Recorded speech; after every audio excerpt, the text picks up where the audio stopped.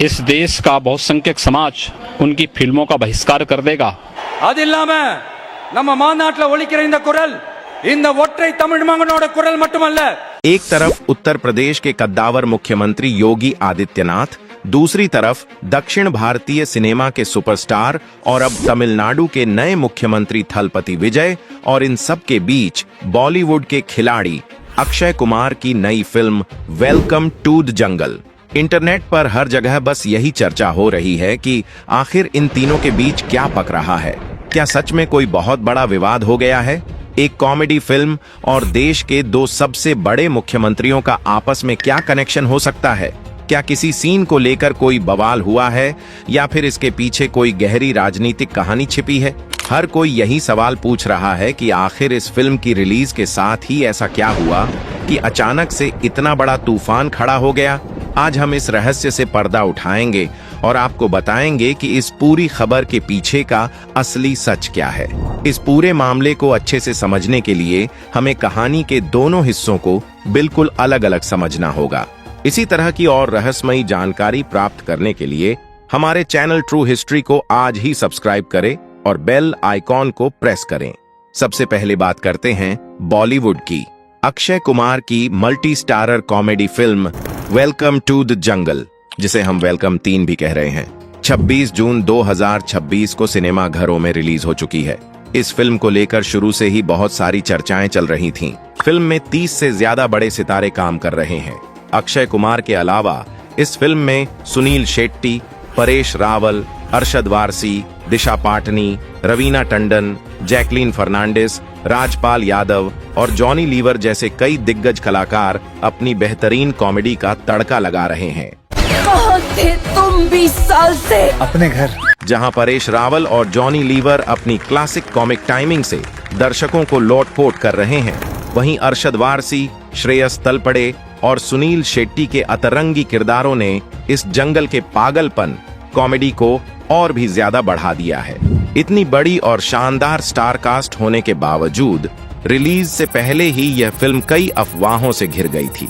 सबसे पहली अफवाह तो फिल्म के भारी भरकम बजट और सितारों की मोटी फीस को लेकर थी। ऐसा कहा जा रहा था कि इतने सारे सितारों को एक साथ लाने में बहुत पैसा लगा है। इसके अलावा फिल्म के ट्रेलर में अक्षय कुमार के किरदार को मजाक में एक फ्लॉप एक्टर कहा गया था, जिसे लेकर सोशल मीडिया पर काफी बातें बनी। अक्षय ने खुद सामने आकर सफाई दी कि यह सिर्फ फिल्म के किरदार का हिस्सा है और इसे असल जिंदगी से जोड़कर बिल्कुल नहीं देखा जाना चाहिए। इसके साथ ही फिल्म से कई पुराने और बड़े सितारों के दूर होने की खबरें भी सामने आईं। संजय दत्त, जिन्होंने शुरुआत में इस फिल्म का हिस्सा बनने की बात कही थी, बाद में अपनी सेहत के कारणों से फिल्म से अलग हो गए। इसी तरह पुरानी वेलकम फिल्मों की जान रहे अनिल कपूर, मजनू भाई और नाना पाटेकर, उदय शेट्टी भी इस नई फिल्म में नजर नहीं आए। इन सब बदलावों की वजह से फिल्म पहले ही लोगों के बीच काफी चर्चा का विषय बनी हुई थी।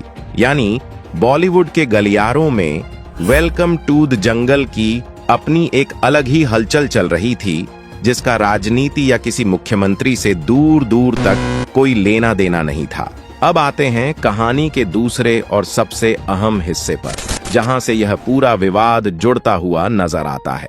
दक्षिण भारतीय सिनेमा के बहुत बड़े सुपरस्टार थलपति विजय अब फिल्मों से दूर होकर पूरी तरह से राजनीति में आ चुके हैं। हाल ही में उन्होंने तमिलनाडु के मुख्यमंत्री के रूप में सत्ता संभाली है। कुर्सी पर बैठते ही उन्होंने अपने काम करने का जो तरीका दिखाया है, उसने पूरे देश का ध्यान अपनी ओर खींच लिया है। मुख्यमंत्री विजय ने अपने राज्य में कानून व्यवस्था को सुधारने और महिलाओं की सुरक्षा को मजबूत करने के लिए बहुत ही सख्त कदम उठाए हैं। उन्होंने सिंगप्पेन फोर्स नाम से एक नई और मजबूत टीम बनाई है, जो राज्य में कड़े फैसले ले रही है। उनके इस सख्त और बिना किसी समझौते वाले रवैये को देखकर मीडिया और राजनीतिक जानकारों ने उनकी तुलना उत्तर प्रदेश के मुख्यमंत्री योगी आदित्यनाथ से करनी शुरू कर दी। सीएम योगी आदित्यनाथ हमेशा अपने सख्त फैसलों के लिए जाने जाते हैं। जब तमिलनाडु में मुख्यमंत्री विजय ने भी उन्हीं की तरह कड़े फैसले लेने शुरू किए, तो लोगों ने दोनों के सख्त मॉडल की तुलना शुरू कर दी। दरअसल जून में अक्षय कुमार की फिल्म की रिलीज और सीएम विजय बनाम सीएम योगी की चर्चा, ये दोनों अलग अलग बातें ट्रेंड कर रही थीं। कुछ लोगों ने सिर्फ अफवाह फैलाने के लिए बॉलीवुड और राजनीति को एक साथ जोड़कर एक मनगढ़ंत विवाद खड़ा कर दिया। आम जनता को लगा कि शायद फिल्म के किसी सीन पर इन मुख्यमंत्रियों ने आपत्ति जताई है, लेकिन असल में यह सिर्फ दो अलग अलग खबरों को मिलाकर बनाई गई एक कोरी अफवाह थी। दोस्तों, अगर आपको हमारी यह सच्ची और सटीक जानकारी पसंद आई हो तो वीडियो को लाइक और अपने दोस्तों के साथ शेयर जरूर करें। ऐसी ही सच्ची खबरों और फैक्ट बेस्ड वीडियो के लिए हमारे चैनल को सब्सक्राइब करके बेल आइकन दबाना न भूलें। अपना ख्याल रखें।